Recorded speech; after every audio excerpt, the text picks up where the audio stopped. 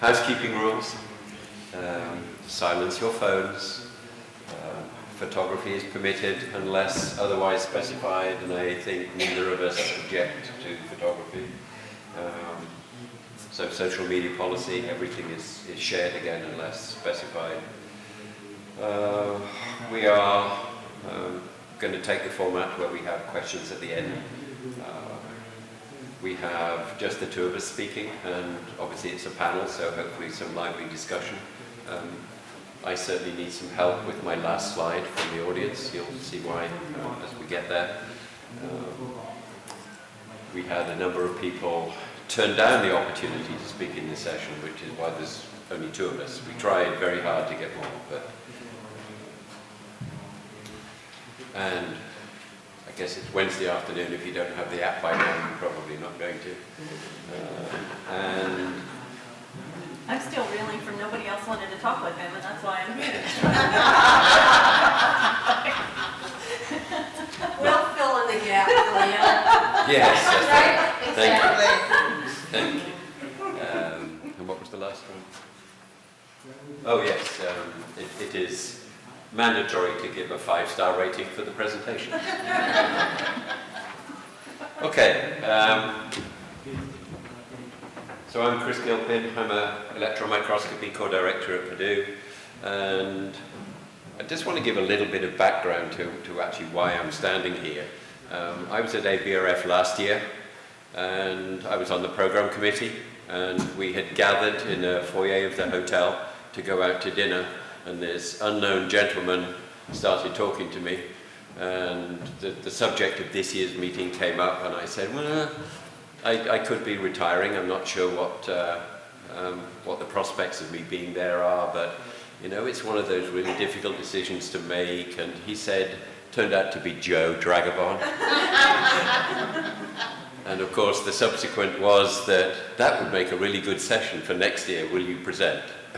So even before going out to dinner on the evening before ABRF last year, I'd already committed to this year. So that's really where the story started. And I hope you'll see as I go through that what was running through my head in May of 2023 has not come to pass in April of 2024. So I have not yet retired, and we'll talk about that. And what I thought I would do is try and present you with my personal professional journey, and maybe help convince you that there are some crazy people like me who find that final decision as to making retirement, other than have I got enough money, how long will I live, from other decisions. So that was my thinking about presenting my personal case and try and convince you that for me it is a really difficult decision for the reasons which I'm going to show you.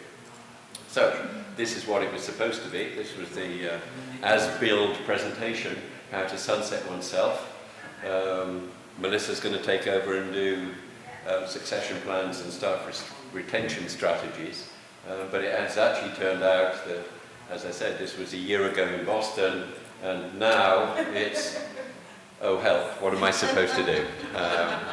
I was thinking we might have a ballot at the end of the talk, and I may well retire by the end of this week or not at all. So, Did my subject change and you didn't tell me? Yes, that's right. Yes.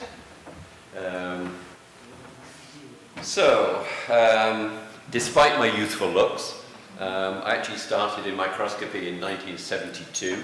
I'm going to miss out just a little bit at the beginning of my career, mainly because this statement sounded pretty good, which is I started a new job in 1978. That was at the University of Manchester in the UK, my home country, as you will hear from the way I speak.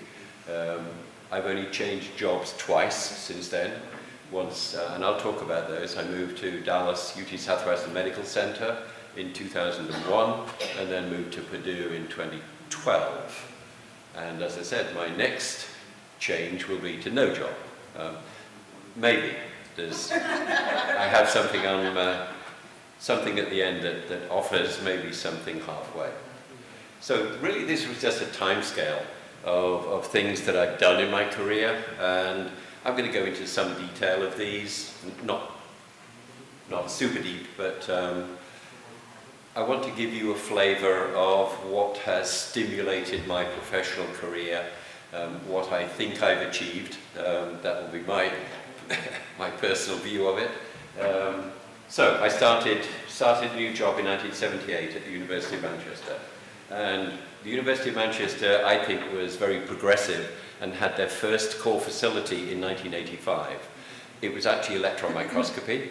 I worked as an electron microscopy technician, working one-on-one with a faculty member, doing his research.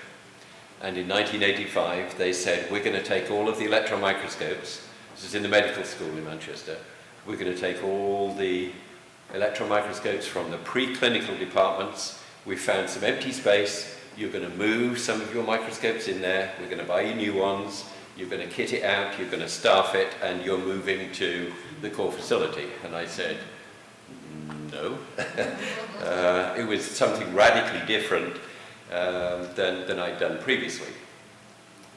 I think the rest of it shows that core facilities was part of my life and my career, so it turned out to be okay. So of course, immediately I got involved in designing the space. I wasn't the core director, I was a member of staff in there, but we designed the space, we bought new microscopes, we chose which ones, we negotiated budgets and started to get this core facility going. So that really was a team effort to do that, but it started this component, I guess, of my career, which was that whole, it was becoming my core facility because I did the design, I helped and did the choosing. So that will be a theme as we go through. I'm a late developer, and so I didn't get my PhD until 2001. Went to my employer. I was the manager of the core facility. They, heaven forbid, had a faculty director. That's a separate talk though.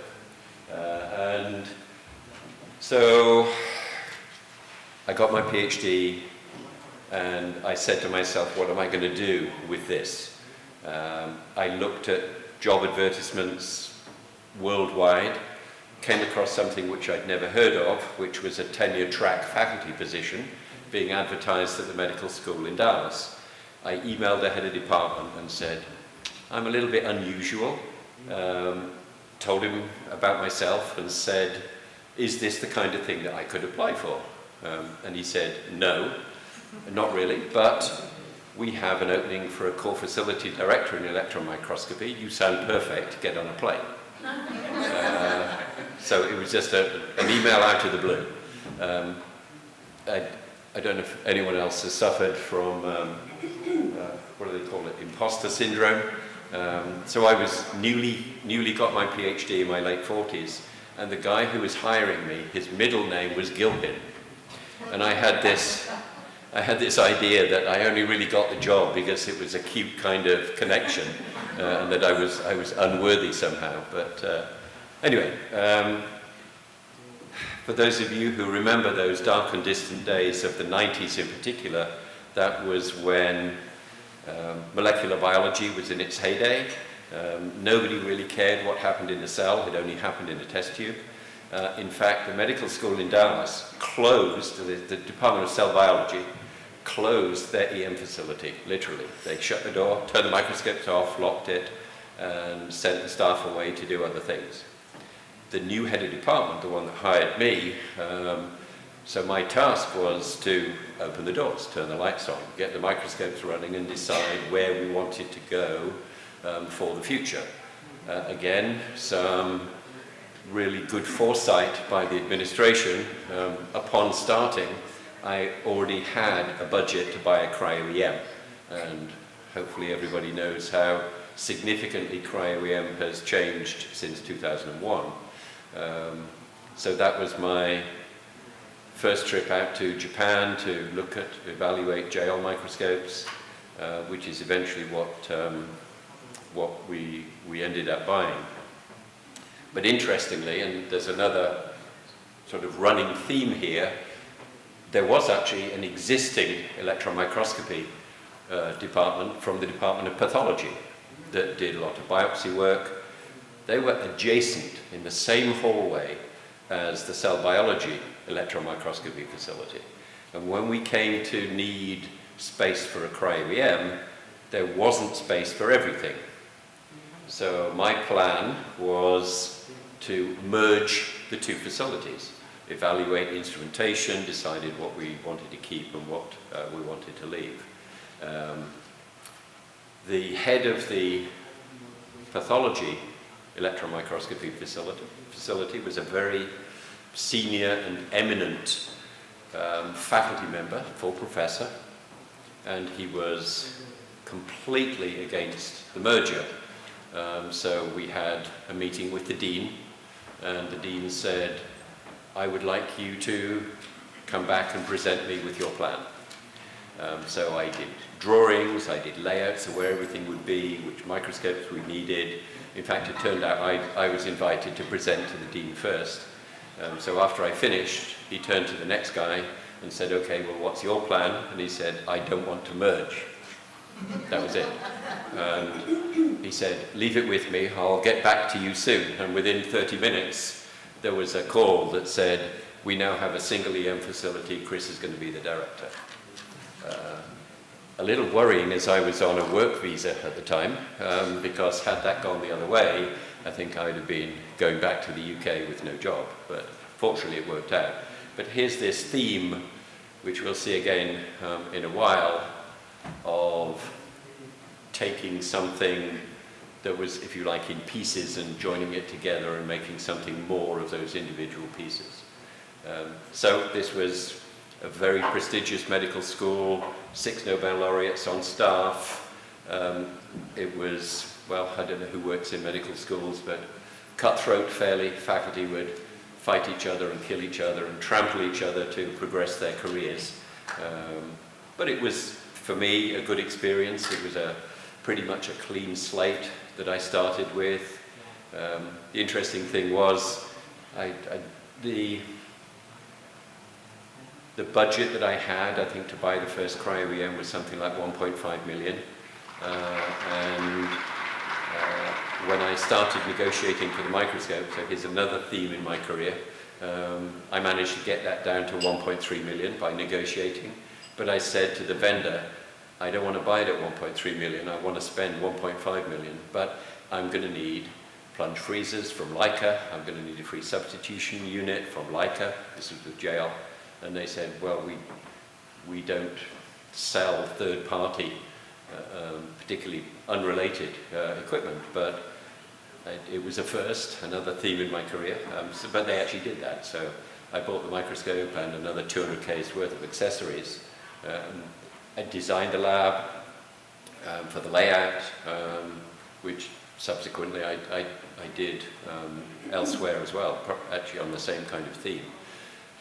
So that really was my first real PhD level co-director, design my own, set up my own electron microscopy core facility. I was there for almost 12 years, and the next move was 2012 when I moved to Purdue. There's a slight diversion of an interesting story there. For those of you in EM, I wanted to buy a dual beam microscope, a FIB-SEM. I put into NIH high-end equipment and apparently didn't get funded. But Purdue already had one of those instruments. And I thought, okay, this is a fairly radical way of doing it, but if I take this other job that I had an opportunity for, I would get the equipment as well. I think I'd only been at Purdue for 2 weeks, and NIH called and said, we'd like to fund your dual beam. And I said, okay, but I'm at a different, I was the PI, I'm at a different institution, the projects are at my former institution. Everybody got together, and sadly they said, okay, in that case we won't fund it, because they didn't have a PI and I didn't have the projects. So I could have stayed and got my dual beam, but So the electron microscopy at Purdue, at that time, very prestigious and with a long history, particularly in cryo-EM of 3D virus structure, a very strong materials science and nanotechnology electron microscopy, a very strong and well-equipped electron microscopy facility in the College of Agriculture, which is what I took over. There was 5 microscopes in my lab. It really didn't take me long to realize that this was crazy. Why do we have 4 different facilities, 4 different management, 4 different staff who didn't talk to each other, and 4 different accounts? It just wasn't sensible. So I started again on a path of consolidation of electron microscopy. It took me a while to get to that position. And the first thing that I persuaded the administration to do was to give me a position of coordinator of all of those facilities. Because they were buying things without talking to the others and wasting money. And I discovered that responsibility without authority is not a happy place to be, which is really what I had. I'm sure your vision is great, but we're not going to act upon it. So, as part of that coordinator position, I looked around at the instrumentation that we had, thought about this future of when we could coordinate everything, and thought about what instrumentation that we needed. And the instrumentation that's on the list here, other than the Titan Krios, which is third up from the bottom, all of those others I persuaded Purdue to pay the money for. So I think there are, what did I count, 11 on there. So since I got that coordinator position, I have eased money out of Purdue to equip with these 11 instruments. Now the interesting thing, my PhD is in cell biology, so a true life scientist EM person, but the consolidated electron microscopy is a mixture of materials and life science. For a variety of reasons, which we won't go into, mainly because we're being recorded, we decided not to bring the cryo-EM into this coordinated electron microscopy facility. That's still under discussion. So it was,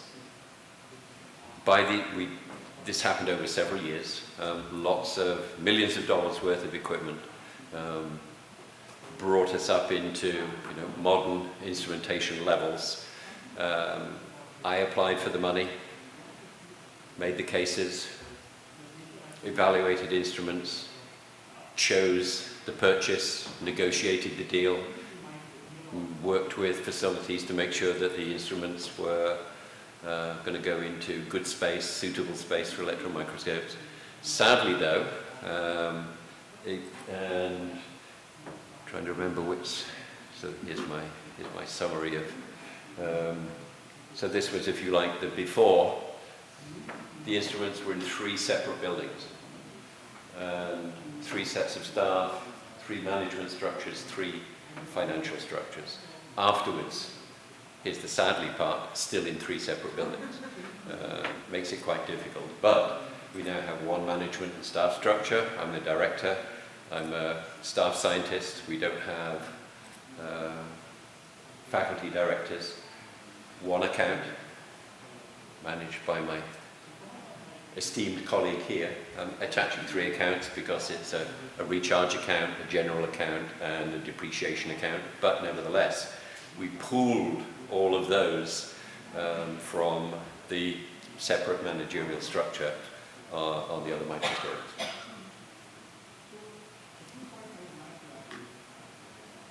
So, we now have, as of, when did we start? October of 22. I know what the next slide is now, not by looking, but so in October of 22, we did the formal consolidation staff-wise. Everything happened in the background.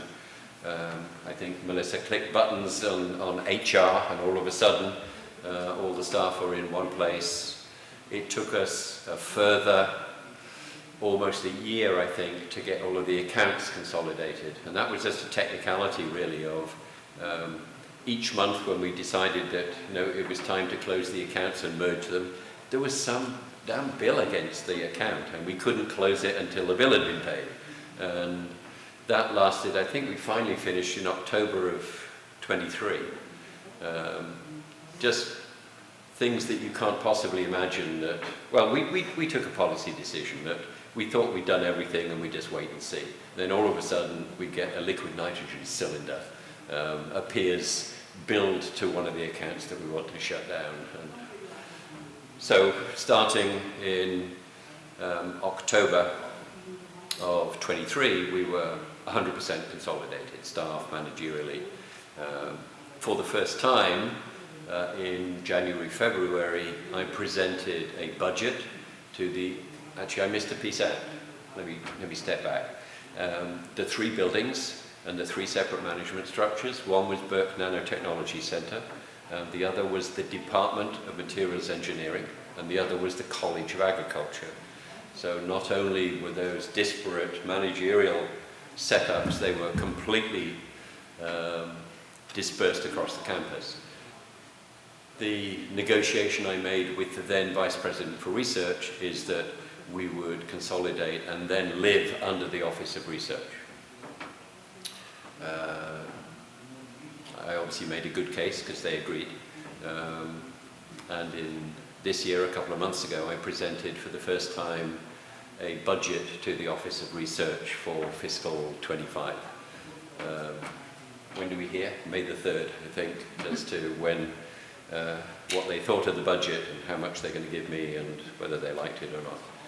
Interestingly, though, and related to a discussion earlier this week, and I think Natasha was on one of the panels there, I took an executive decision, well, I put it in a proposal to the Vice President, that I would no longer have graduate students teaching graduate students how to use microscopes, that I wanted to staff it with PhD level staff scientists.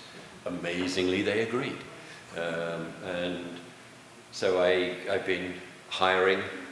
We still had 1 position left to hire to make 3 staff scientists in addition to myself and 2 technicians.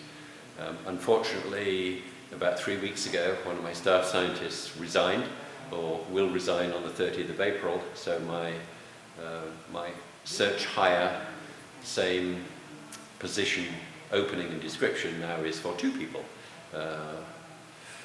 So I may bite my tongue and do a short-term graduate student hire, because I can probably do that to get numbers, to keep our staffing levels up, because without those 2 positions, we're just going to be snowed under. So, succession plans. The staff scientist that is currently there and will remain, he's applying for a green card right now. He's originally from China. He's applying for the EB1, I think it is, the exceptional scientist. Exceptional scientists cannot manage or supervise people. It's all about their science. So he is not eligible, although quite well qualified and has a good attitude and background. As soon as he gets the green card, then just don't tell the government. But we might look at his career path. So the next thing that came up was Purdue has a really good system for VPR, voluntary partial retirement. You can apply for, has to be agreed by senior management, but up to, or down to, 50% time, but with 100% benefits. So now we go back to something I said right at the beginning, how much money do I need, how long am I going to live, and the prospect of maybe testing that water on half time is a path to go down. However, I thought I had another. Oh, it's all the way back at the beginning. Let me go back to here. So starting right now, in fact I've been on the phone this morning because an old scanning electron microscope was removed this morning from my lab. The new one is already in our materials management warehouse. That will be installed starting on May the 6th, I think it is. So that's one new microscope. It's already here. Again, I negotiated, did everything for it.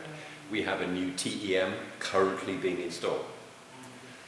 I was approached a few weeks ago from our planetary science people. They want to put in a grant to NASA to become a regional center. One of the things they want to move into is cryo on a focused ion beam. So now I'm involved in that grant. Last year, I put in an internal application to NSF Track 2 for the latest, greatest focused ion beam. It didn't make it through the internal competition, but I was encouraged to apply again this year. So now I'm sitting there thinking, when do you choose a point to just say, I'm done? And some things that went through, not really went through my head, but in talking to some other people, I won't tell you how old I am, plenty old, but my initial thinking was that I need to replace me. Now, if I have a 40-year-old staff scientist, I'm not going to get another me. I'm going to get maybe what I was like at 40, not the extra, here's the giveaway, the 30 years since. So I have to think about what that replacement looks like. The other word that other people have given me is different, because no one, by definition, is going to manage and be the core director the way that I do it. And I have to accept that. They will do it their own way. But nevertheless, how do you choose this time to... In fact, we were at dinner last night, a group of us from, and I mean, it seems a little bit over the top, but in talking about this, I said, you know, if I retire, I'll never see you guys again. And I thought, what? Really? Well, I guess, if I had enough money, I could pay for myself to come to ABRF, or persuade some nice program chair for 2025 to give me a spot to talk. But it's this whole idea of when to do it. I think the really other thing, and this is maybe a personal thing, is when you retire, I guess this is the principle, you get the chance to spend your time just doing the things that you love doing, with nothing else comes with it. And guess what I love doing? Electron microscopy. So it's a tough thing to go through as to when to choose, and that was really my last slide. When I go back here, is, well, I know what my staff say about me retiring. I know what my service engineers say about retiring, and what say you? Thank you.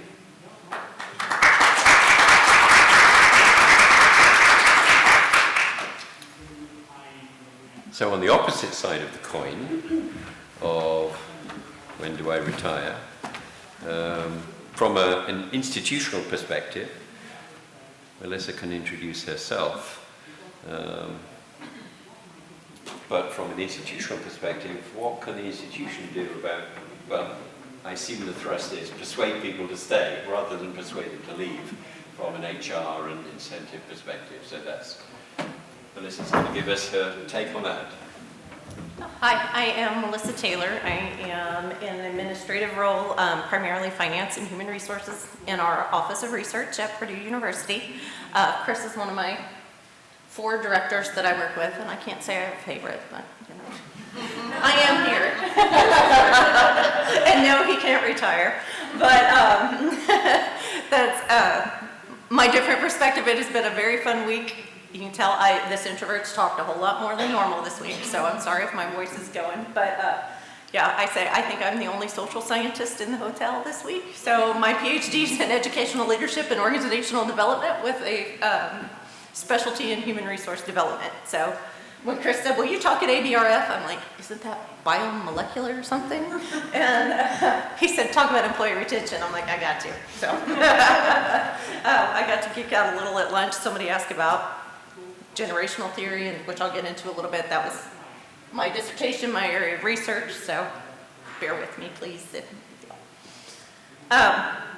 So yeah, the next question, based on what Chris says, when we talked about this a little, he's like, I've built this legacy, how do I walk away and leave it? So the next question becomes, how do you develop your core staff to create the legacy that is hard to walk away from? So how do you make them not want to jump ship? So again, like I said, bear with me. I'm going to jump back a little to some traditional HR theory. It often starts with insights from Frederick Taylor. He's credited as being the father of the scientific management, the whole Industrial Revolution. No relative. Yes, no relative of mine, as far as I know. But he believed the most efficient way to perform, there was an efficient way to perform a task, and the employees were merely a cog in that wheel. You knew the right way to do it. As the supervisor, you taught them. They didn't ask questions. They just showed up and did it. So they were replaceable. Early management became a one-size-fits-all approach, and the belief was that workers were solely motivated by their paycheck. So, given that, like I said, a lot of my research has been in generational theory, so the excuses for turnover have shifted with each generation. The baby boomers were known for being loyal to their corporations. They did not job hop. They stuck around. Yeah. Acknowledging my presence. Yes. So the motivation for jobs was, if there was turnover, it was often attributed to they wanted more pay or a better title. So Gen Xers, a lot of them saw their loyal parents laid off by corporations and instead put their faith in people rather than organizations. And so you hear the quote all the time. There's meme after meme after meme. If people don't leave bad jobs, they leave bad bosses. The supervisors are terrible. It's, that's always the excuse rather than job fit. I'm tangenting. Okay. The millennials came in, desired more work-life balance than their predecessors. They viewed work more as part of life rather than their job title being their primary identity. So they preferred work that mattered or made a difference, and they would move on often to find a better fit that aligned with their values. And this one might be a new word, although the lazy mainstream media has coined them Gen Z. The generational researchers 25 years ago named these guys the Homelanders, that were born right around the time of 9/11 and the development of the Homeland Security, that sort of thing. That's where the name comes from. They're the newest generation entering the workforce, so right now they're the target and butt of all the jokes, just like every generation when they hit that stage of life. They're newly employed typically either during or after the pandemic, and so they desire non-traditional work options and flexible workplaces. So my personal experience, that was the original conversation Chris had. He goes, well, you shared, you came to Purdue 2.5 years ago. Why'd you leave? So without, being sensitive to my former institution because it was a good job. I was asked to share my personal experience as someone who was part of the Great Resignation post-COVID. I switched jobs in February of 2022. I left the university where I'd invested 12 years of my time and efforts for a new adventure in my current institution. During the phone screen interview with the HR recruiter, I should have these questions down pat. I actually struggled to answer the question of why I was leaving where I was. I truly enjoyed working with my coworkers. We had gotten to design our own brand new offices during a renovation with floor-to-ceiling windows. We picked out the furniture. I had a little sofa. We joked about like a nap schedule for my office. Like it wasn't poor working conditions in any way. I liked the work I did and I was good at it. I had a great relationship with my supervisor. Any professional development opportunities I requested were readily approved and actually encouraged. I was allowed time off to volunteer during the week, and I also served on the University Staff Senate Executive Committee, which opened a lot of networking doors and made my job even easier because I knew who to call when I needed something. So On the other hand, for the cons, at the higher level, the university had experienced some public scandal that had resulted in a hiring and wage freeze for many years. We had accepted this because we knew there was a 3-year wage survey underway that was preventing raises and promotions. There was no merit pool. Then the people learned loopholes. So there was a medical campus and an undergrad campus 3 miles apart from one another. Medical campus paid significantly higher because they were competing with the hospitals. So people learned if I transfer downtown for a year and come back, they let me keep my pay. So there was a lot of mess, kind of in discouragement. Loyalty was not really rewarded because if you job hopped, you got the higher salaries. We worked remotely for 15 months during the pandemic, and in the fall of 2021, they said, that's it, everybody's back on campus. It's not fair for some of you to get to work remote when some are student facing, everybody's back. So in the midst of the wage issue, it was like, okay, I'm saving money on gas, I'm saving money on lunch, I'm saving money on tolls. I don't have the stress in the morning commute. I lived in a different state than where I worked. So there were those challenges that were the trade-off. So there were some options. So like if you have an excuse to work remote, you can fill out this application. Well, it turned out they didn't go anywhere. You just filled it out. So that's where I took a step back and thought, what do I value most? And I learned, like I said, I am an introvert. I'm a chatty one. I found that I was most productive and successful in that remote environment. It worked for me. So I took the new position, same rate of pay, so it wasn't that boomer excuse. I loved my supervisor, wasn't the Gen X excuse. They let me, like I said, volunteer once a week. I got to take a long lunch to go teach at a senior center. So it wasn't the meaningful work, like there was that option in there. So it allowed me to work remote for a university that was 3 hours away from where I lived, when the university 10 minutes from where I lived did not. So I think my story illustrates that we need to take a personalized approach to employee retention. That one-size-fits-all cog in the wheel perception, is from the late 1800s, early 1900s, and needs to stay there at this point. Money and titles are always going to be a motivator for some, but organizations need to acknowledge individual employee values, and then they will likely experience lower turnover if people feel seen as an individual. Besides generational preferences, there's other things to consider. Introverts and extroverts are most successful in different environments. Early birds and night owls have conflicting meeting schedule preferences. A great team member might need the flexibility to leave for a little bit to pick up a kid from school. And an empty nester may want to become a snowbird and work from multiple locations, depending on the time of year.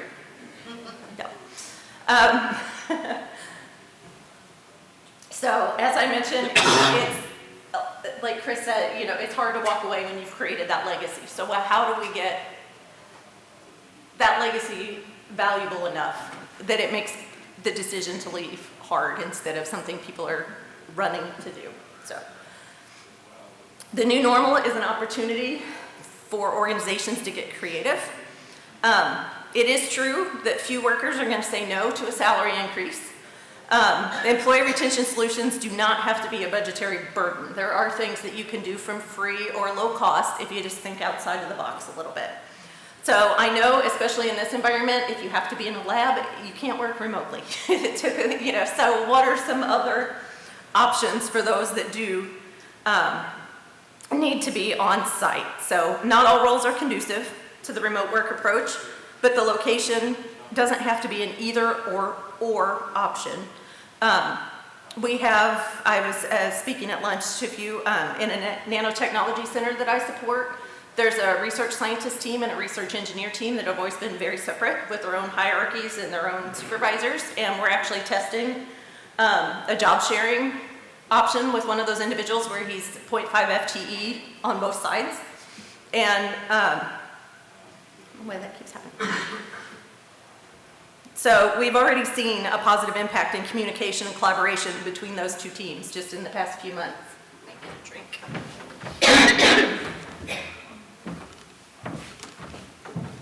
Sip of margarita. Right.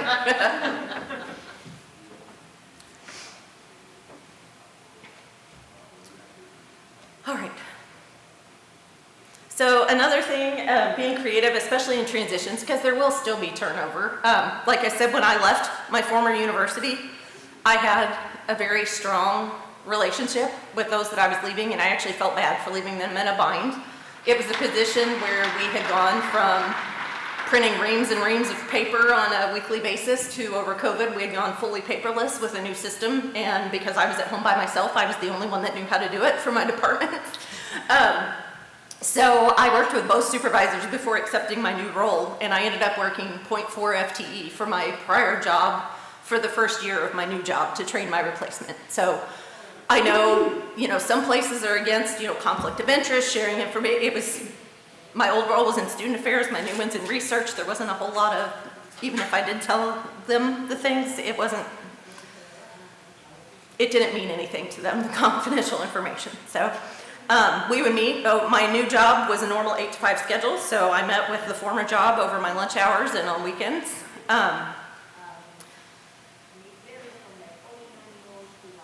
In that former job, it was important work that needed to get done, but it didn't, at the end of the day, it was like, who really knows what I'm doing and does it really matter? So that was one nice thing. They had a community service leave where all employees could take 1 day a year and volunteer somewhere. There was just a form you had to fill out and have signed by the organization. I had the opportunity, like I said, it was through our Metro United Way with ElderServe at a senior community center to teach a weekly class on Wednesday mornings for, it was teaching technology to senior citizens. So they would bring in their tablets, their laptops, their cell phones, and ask me how to use them. We set up email addresses and Netflix and taught them how to Google obituaries. Yeah, it was, they were very excited about that. So, and that was very fulfilling. And, it gave me, a purpose, like they needed me there, I felt, when I left. But on the other hand, it was someone from this university is coming once a week to help us. So it was, that good PR out in the community for the university as well. And I just took a 2-hour lunch once a week instead of a 1-hour lunch. So,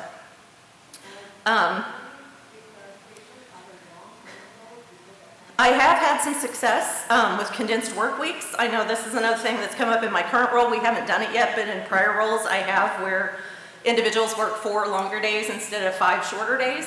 So they have that extra day on the weekends, or they might have a Wednesday free to schedule their oil changes or children's doctor's appointments, things like that. That's consistent. So again, it doesn't cost anything. Their salary is still the same as long as the shift and work is covered. Can we be creative? So, for those that do have remote staff or hybrid staff or people just even in different locations, we've used Teams for a lot of things. Chris joins us in the finance office. There's a group from EM and finance that meet every Thursday for a euchre tournament on Teams. It's 30 minutes in one afternoon, and sometimes we play cards and sometimes we just chit chat. So we have learned we coordinate our visits to campus when all the remote to make sure everybody's around. The remote people don't go to campus when somebody local's on vacation, because we want to try to connect. And instead of everybody getting their own hotel rooms and retreating into the night, we get an Airbnb and 7 or 8 of us stay together. We're usually having euchre tournaments, but that's been a lot of fun, and getting to know people. Sometimes they bring pets, sometimes people bring kids, so it's almost a deeper connection than it is like when we were in the office and went home. I have a 3-year-old little girl of one of my direct reports that calls on Teams when she gets home from preschool to talk to my puppy. And I'm like, would they have even known I had a puppy, if we were in the office? So, another joke, I've learned to watch casual comments in meetings, because we also have this, a lot of us have Amazon Prime because we have EDU email addresses. And these random packages show up on the front porch related to something. Like somebody said something about the pickle Christmas tree ornaments during a luncheon that we had. And I get this yodeling pickle on my front porch like 3 days later. I still don't know who it came from.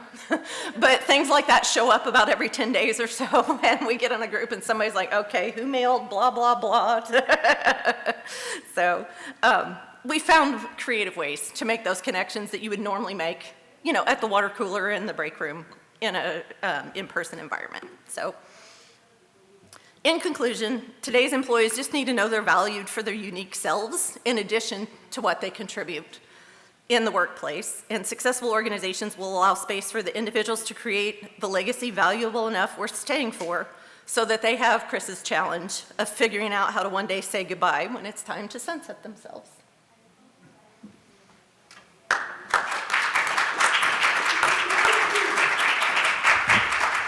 So just of note, the Thursday afternoon euchre tournament in teams, the entry is team building.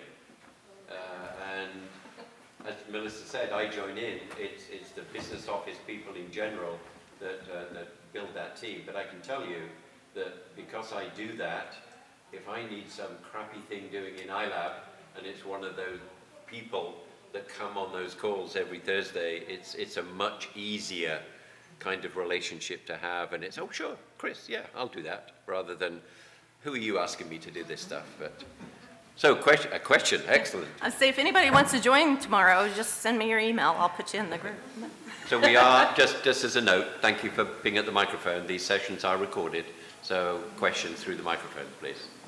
Go ahead. I want to sit down now. My question is for Melissa. You talk about the benefits and of being flexible and how it's great for the people that can work from home. Of course, like you also mentioned, people that have to come in the lab do not have this advantage. And they also have a lot of disadvantage to the fact that some other people are working from home. So the support that we get is not as immediate as, hey, I go there, I can open the door and talk to you. But also they have the cost of the commute, in New York City, which is substantial. I'm sure in other places also. And so I'm wondering if you have found some creative solution to support the staff that does not have, and there's also this feeling of it being unfair, right? If you have found some creative solution to help the one that cannot work from home. Thank you. Sure. Can you hear me? Is that okay? I think, yes, it's definitely a challenge, and I think it's very much a cultural thing because, like I said, I've been remote now at 2 universities. One was just during COVID, there it goes.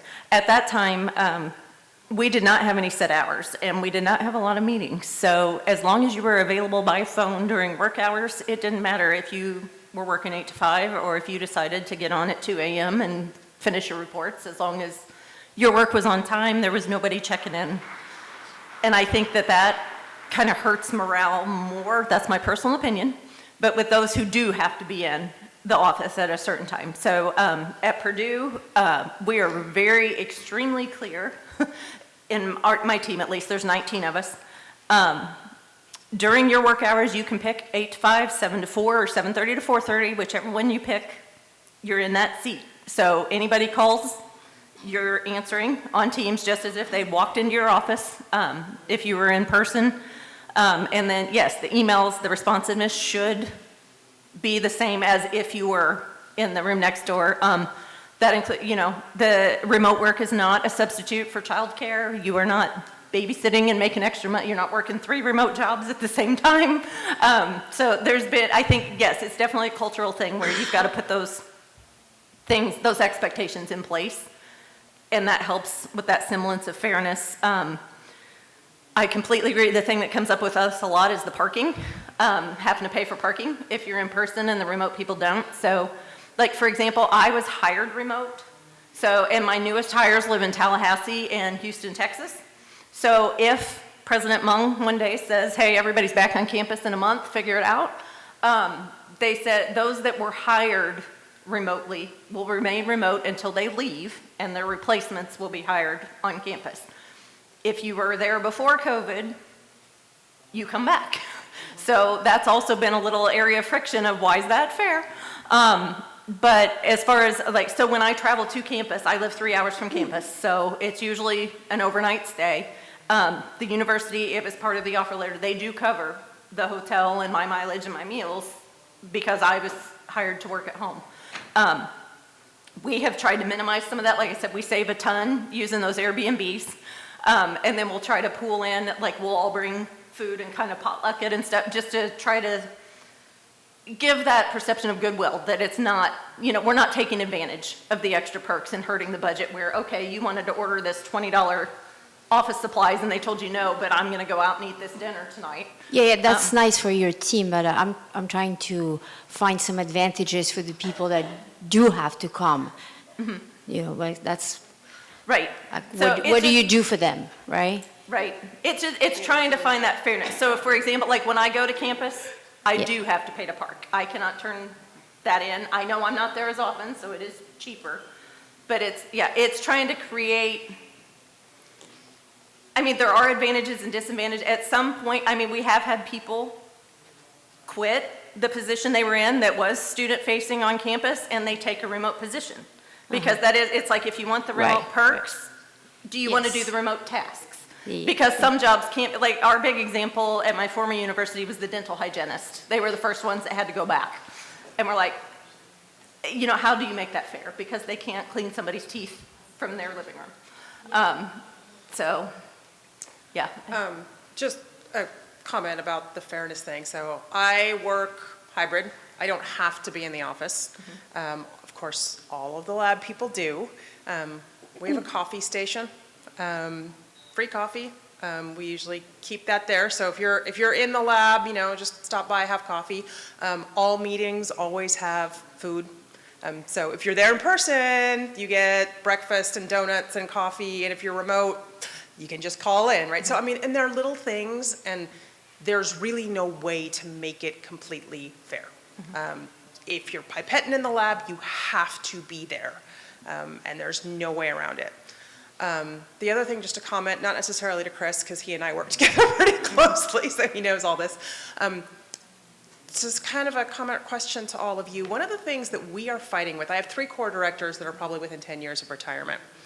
We are currently pushing upper administration to bring in senior level backups, even for single person cores, so that we have somebody there who can step in and take over. Even if that person does not end up stepping into the core director role, they are senior enough that they can take over and handle it. We are getting some pushback. You don't need that. And our argument is, like, I had a core director out on FMLA for 2 months in the hospital.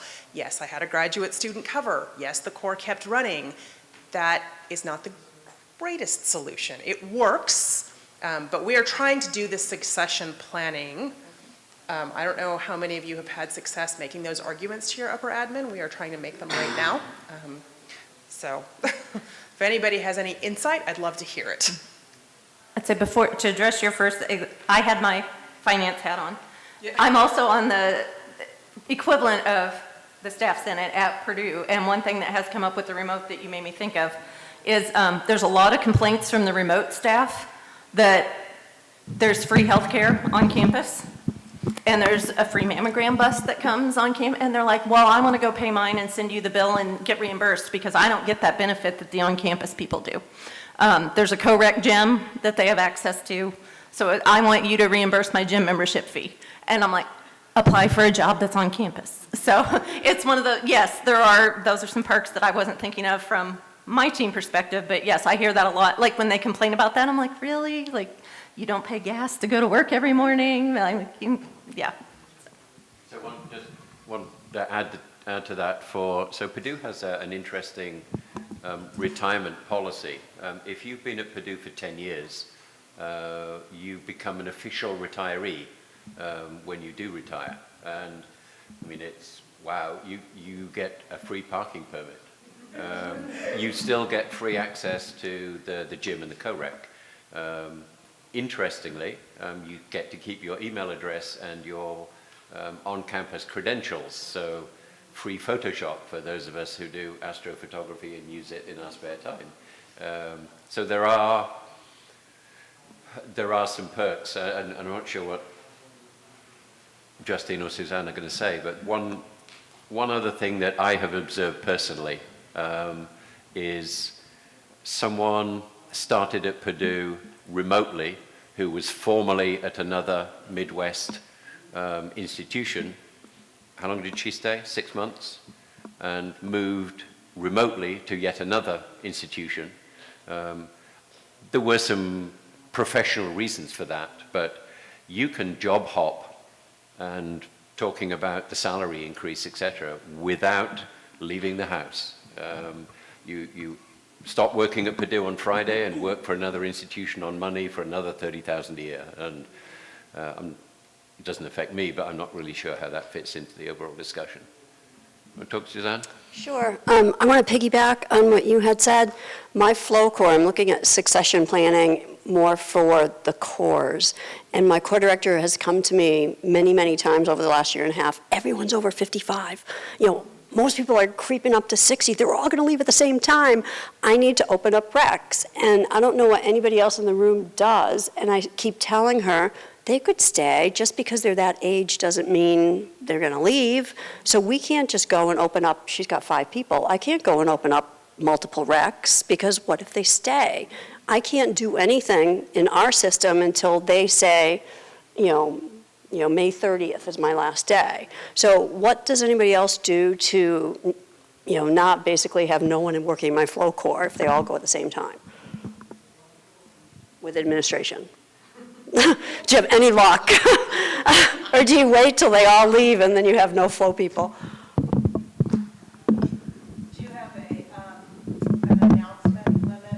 One of the things we have in our core, we have the faculty should be giving a year. I mean, These aren't faculty, they're just staff. I see. So what is their announcement limit? Anywhere from 1 to 3 months. And you can't find some No, of that. you're right. And all of them, I mean, I keep saying, Carol, you can't say, they're old, they're older. Yeah, no, they don't have to give that much of a notice. We just got a formal one from one of the 5. She's leaving May 8th, and we got the notice like 2 weeks ago. And so now we're trying to get an opening for her. Everything's frozen, and the director's like, the rest, once they see one walk out the door, they've been together for 20 years, they're all going to just go. So we're going to be totally stuck in that core, but we can't move with administration. We can't even get the rec for the one that already gave her notice approved. So any ideas?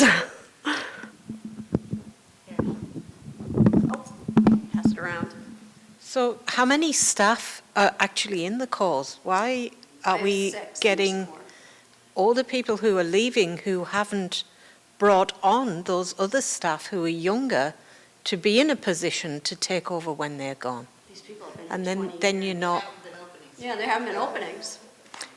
You know, we can't get an opening until someone leaves. sure, but you can, there's someone who is already working with them who they could develop to the point where they're ready to step in once These they are do like decide to RAs, and leave. it's not the core director role, it's just people running the instruments. Sure. Double their staff here. Yeah. Right. Well, that's why I was asking how many staff do you have? So you bring along the next one. To double your staff. Right. Same situation. Right. Yeah, Anybody else? that was actually sort of my comment, and it goes both ways, because we have a lot of core directors that are at the end of their, they are getting ready to retire, and then we need to be thinking about succession planning in a meaningful way. Of course, we have a lot of constraints, as all of us are sharing, but really, if there are some creative ways we can be thinking as core leaders how to manage that succession. And then on the other hand, people being very flexible with their job choices and movements. You have, someone that's critical to the core, at the various stages of their career, and they pick up and leave.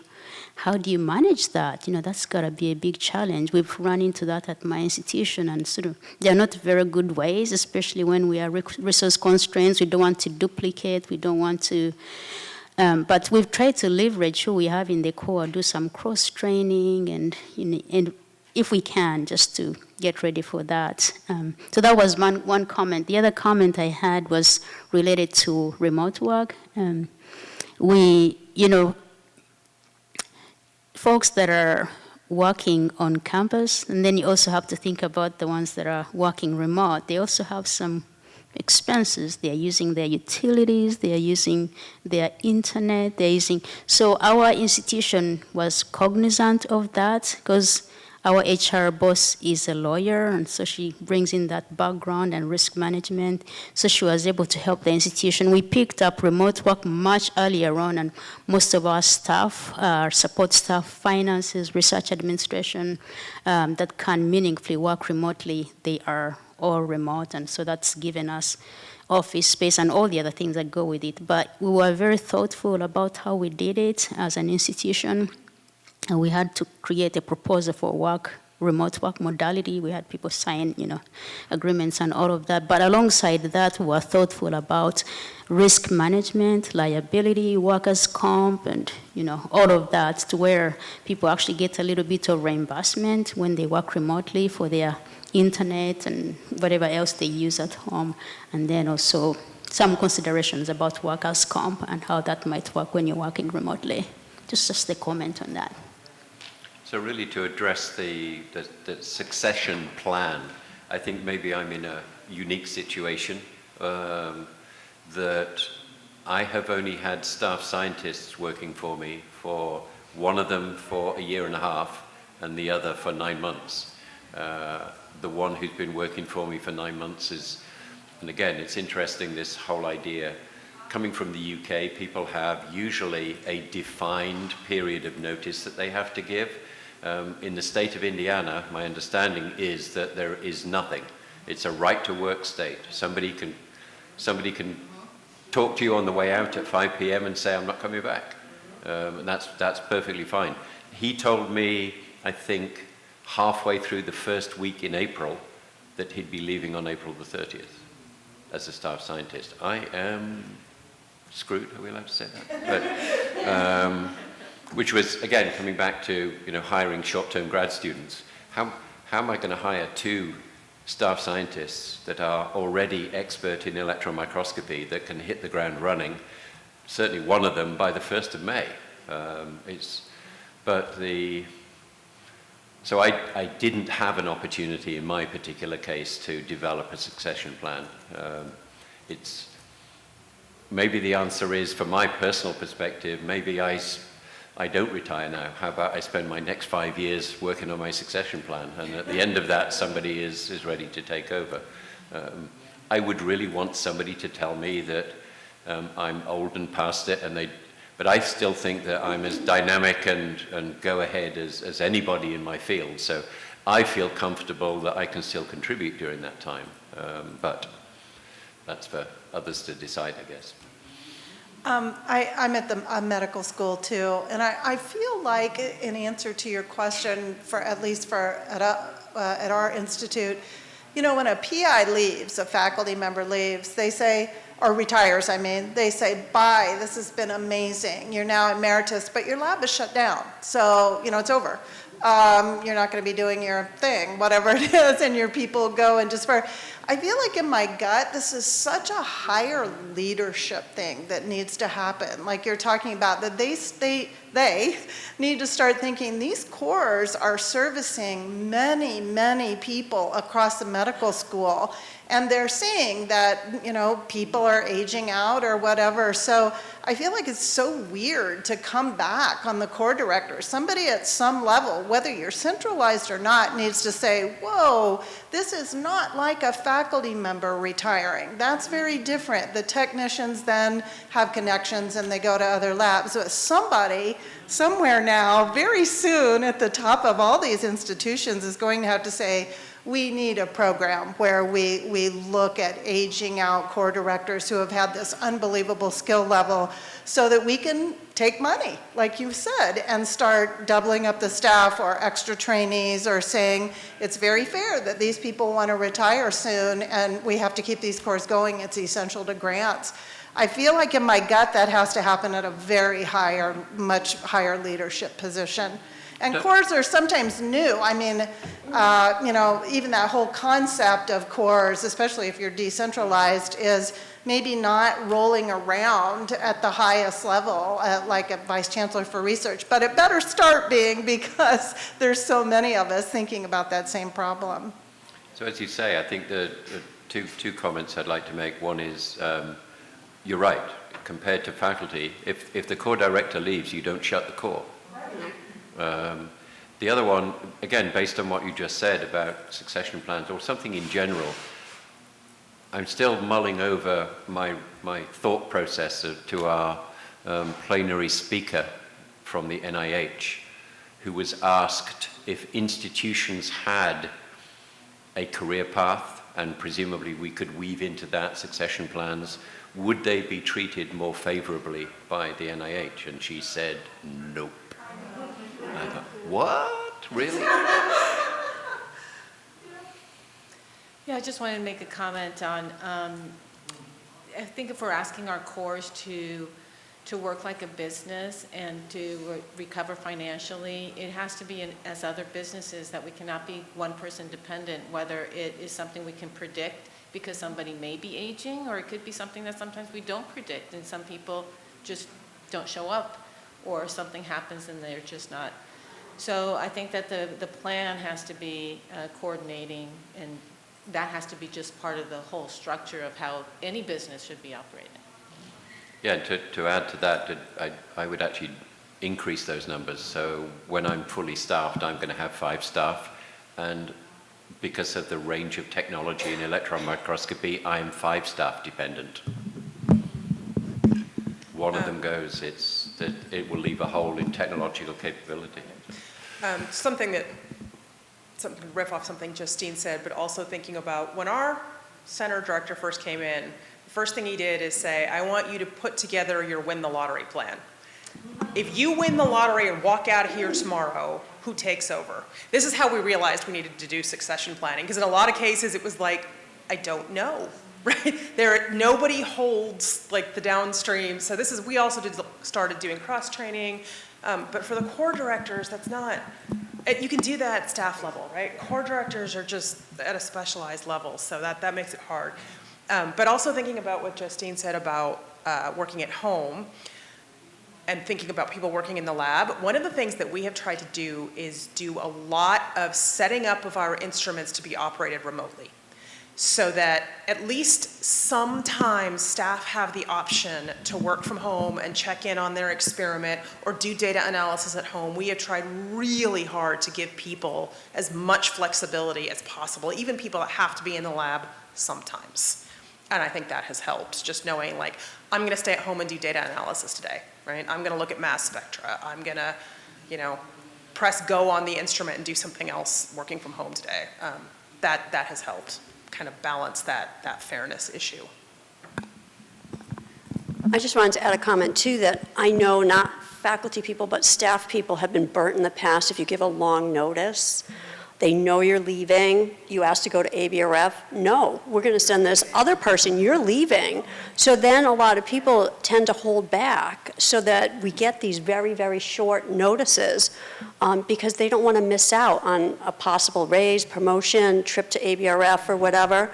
Because if they know that you're on 1 foot out the door, they're not gonna give you this stuff. So, I mean, we have to face that too. So I don't know if anybody else has any ideas on how to work around that, but our institution anyways isn't supporting these long-range plans as far as that goes. They do that to lame duck faculty. Yeah, exactly.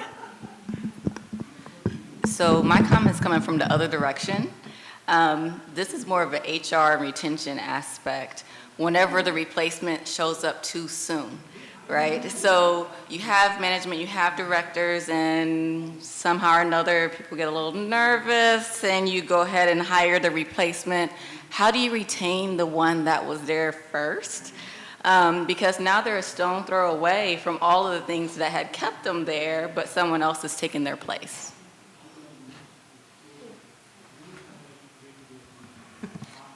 I want to know who let you hire 2 people for 1 job.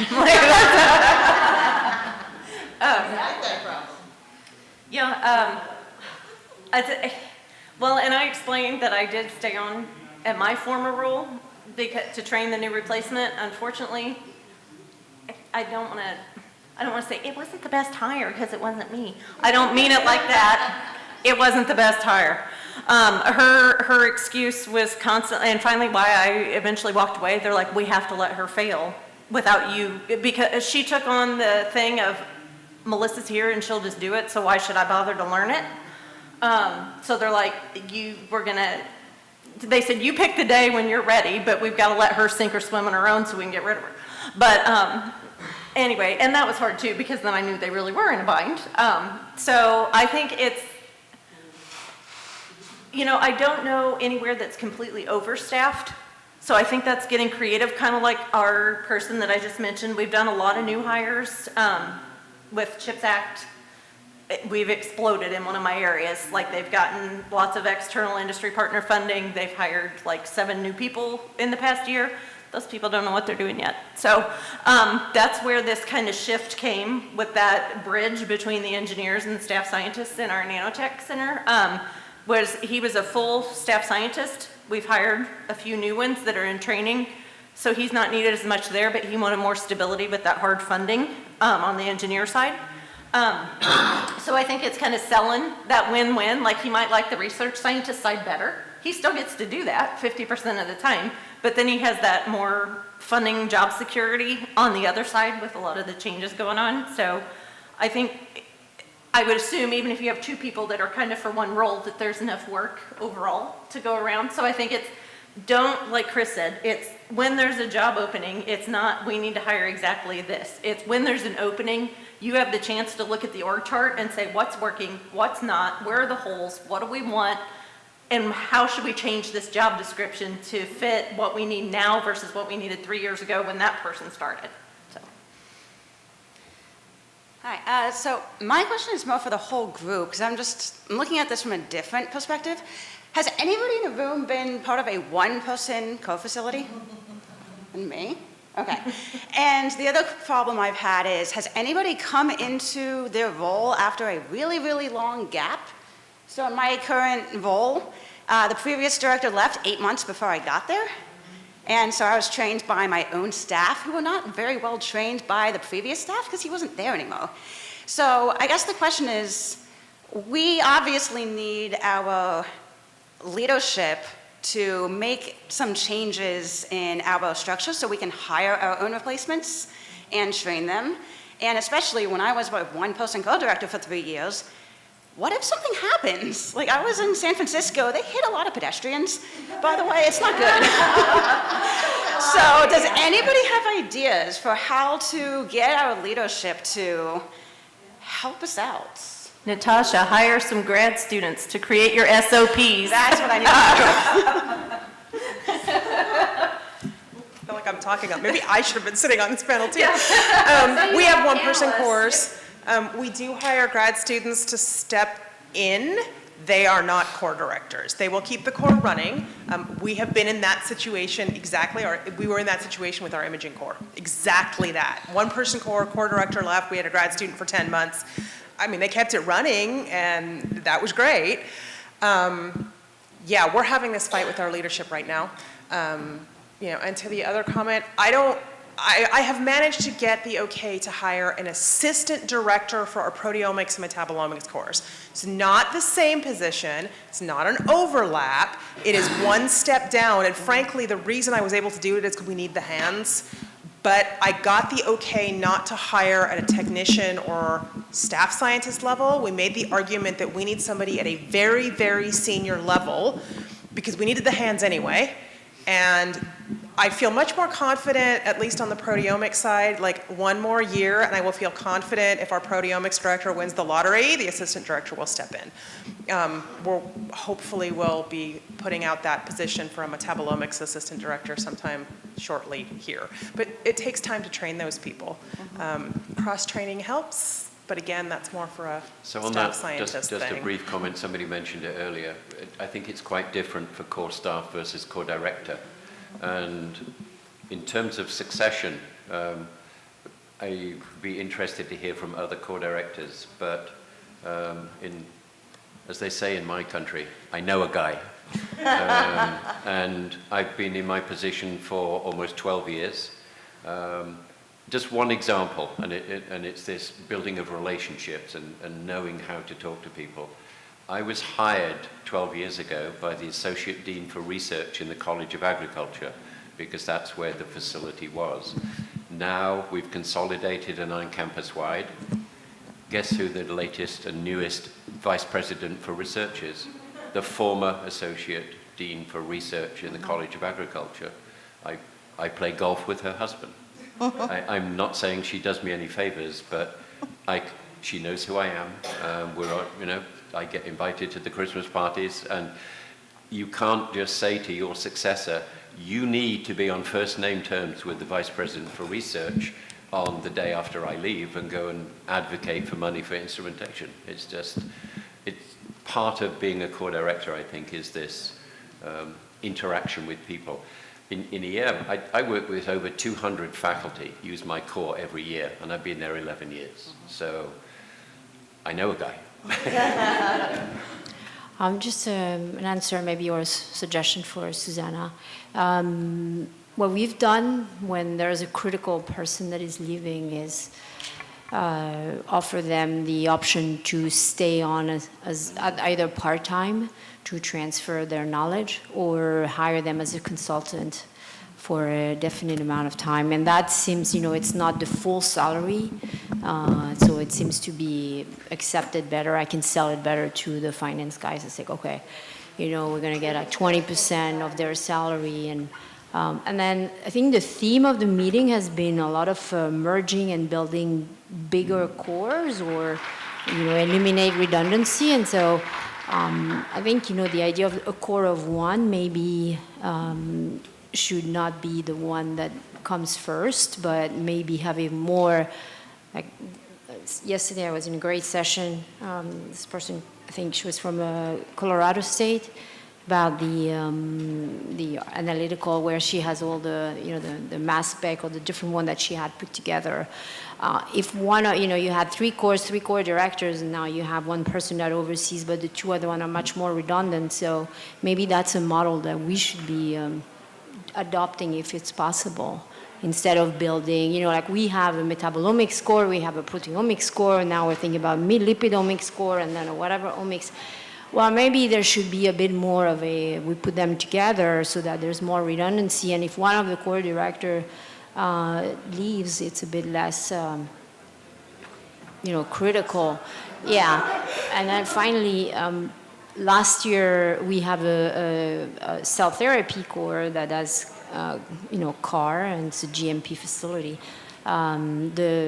It's a huge group, and the director left with 4 weeks' notice last year. She was, very upset, left, and it took us a year to find a replacement. And so, in my job as core director of facility, or director of core facility operation, I acted as interim director, and it was extremely painful because I am a genomicist. I know nothing about cell therapy, and I will do anything I can to never be in that situation again.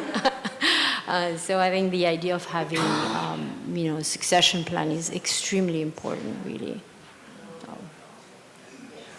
So final question, because the app just dinged to say that the closing remarks are being made. Be quick. So I've worked with, I've been in a single person core and worked with many single person cores during that transition, and having grad students is amazing, and they can fill temporary gaps. But I have the most successful transition I had. We actually had a core that had no director for 1.5 years.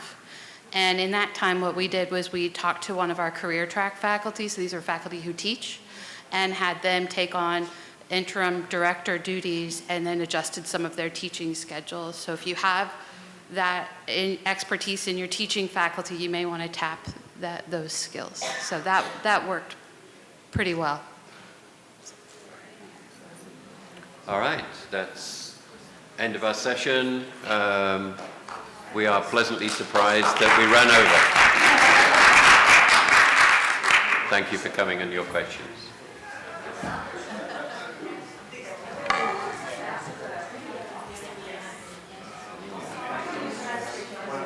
So I